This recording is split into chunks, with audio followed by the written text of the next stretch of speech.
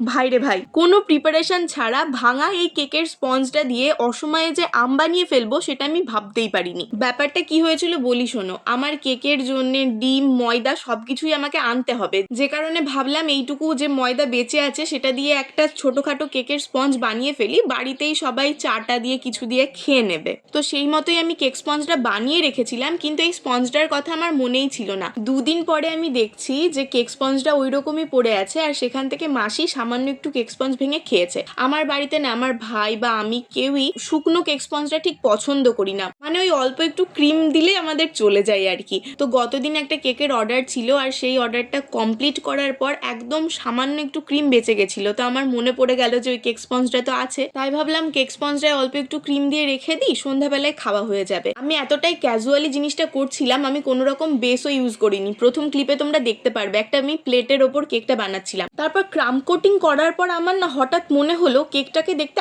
আমের মতন লাগছে। ব্যাস, সেই লোভটা তো আমি কোনো মতেই সামলাতে পারলাম না। প্লেট থেকে কেকটাকে আবার তুললাম আর লেগে গেলাম অসময়ে আম তৈরির কাজে। আর আমের বোটা আর পাতা তৈরি করার জন্য আমি আমার গোলাপ গাছের ডাল আর পাতা ইউজ করেছি। এই দুটো অ্যাড করার পর না আমার কেকটাকে অনেকটা আমের মতন লাগছিল। তাহলে বিনা প্ল্যানিং এর অসময়ের এই আম তোমাদের কেমন লাগলো?